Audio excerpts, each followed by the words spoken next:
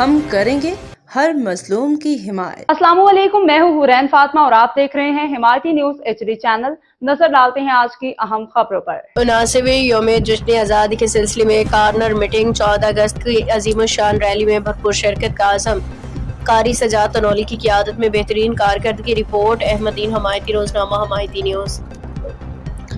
79ویں یوم جشن آزادی پاکستان شہدائے افواج پاکستان کو خراج عقیدت پیش کرنے کے سلسلے میں مجید کالونی سیکٹر 2 نزد نظام ہوٹل میں ایک پرجوش کارنر میٹنگ کا انعقاد کیا گیا۔ میٹنگ کا اہتمام زمان خان یوسف زئی، مفتی بلال نقشبندی، رضوان شیخ کی جانب سے کیا گیا، جس میں نوجوانوں نے بڑی تعداد میں شرکت کی۔ شرکا نے ہاتھ میں سبز ہلالی پرچم اٹھا کر وطن عزیز سے اپنی محبت اور شہدائے افواج پاکستان کی لازوال قربانیوں کو بھرپور انداز میں خراج تحسین پیش کیا۔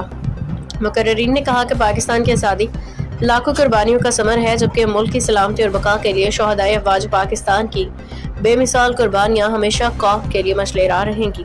کارنر میٹنگ کے دوران شرکا نے اس عزم کا اظہار کیا کہ 14 اگست بروز جمعہ منعقد ہونے والی عظیم الشان جشن آزادی ریلی میں بھرپور انداز میں شرکت کر کے قومی یکجہتی، اتحاد اور حب الوطنی کا عملی مظاہرہ کریں گے۔ اختتام پیش شرکا نے پرجوش انداز میں پاکستان زندہ باد اور شہدائے افواج پاکستان زندہ باد کے فلک شگاف نعرے لگائے۔ ملک کی ترقی، استحکام اور سلامتی کے لیے خصوصی دعا کی گئی۔ چلنے والوں کو اور جگاؤ۔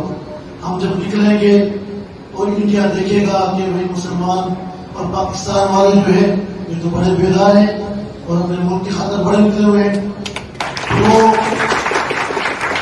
یہ نہیں سوچے گا کہ ذرا بات سمجھنا، وہ یہ نہیں سوچے گا کہ بھائی یہ وعدہ بارڈر پہ آیا ہے صرف ٹانگ اوپر کرنے جانتا ہے، پھر وہ یہ سوچے گا کہ یہ ٹانگ بھی اوپر کرنا جانتا ہے اور جان دینا بھی جانتا ہے۔ انشاءاللہ کسی کا بچہ کھڑا ہوا ہے بارڈر کے اوپر، کسی کا بچہ کھڑا ہوا ہے، اور وہ جو کھڑا ہوا ہے وہ پاکستانی ہے، وہ پشتو بولنے والا ہے، وہ پنجابی بولنے والا ہے، وہ اردو بولنے والا ہے، وہ سندھی بولنے والا ہے، وہ بلوچی بولنے والا ہے، وہ کشمیری بولنے والا ہے، وہ ہندکو بولنے والا ہے، وہ بہاری بولنے والا ہے۔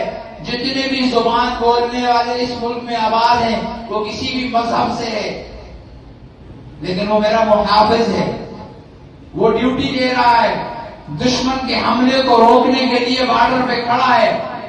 رات کی تاریکی میں اس کے اوپر دشمن کے ملک سے وار ہوتے ہیں، گولہ باری ہوتی ہے، فائرنگ ہوتی ہے، وہ جان کا نذرانہ پیش کر رہا ہے، وہ تنخواہ کے لیے نہیں کرتا۔